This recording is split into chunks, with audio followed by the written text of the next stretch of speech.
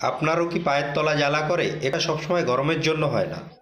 আমি একজন ডাক্তার, তাই 5টা মেডিকেল কারণ সহজ করে বলি। 1. ডায়াবেটিস। রক্তে শর্করা বেশি থাকলে পায়ের নার্ভ ক্ষতিগ্রস্ত হয়। তখন জ্বালা, ঝিনঝিনি, অবসভাব দেখা যায়, বিশেষ করে রাতে। 2. ভিটামিন বি কমপ্লেক্সের ঘাটতি। এটা স্নায়ুর জন্য খুব জরুরি ভিটামিন। ঘাটতি হলে পায়ের তলা জ্বালা, দুর্বলতা ও হাঁটতে অস্বস্তি হয়।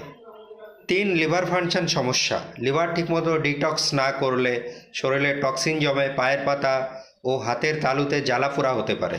4 নম্বরটি হলো থাইরয়েড ডিসঅর্ডার।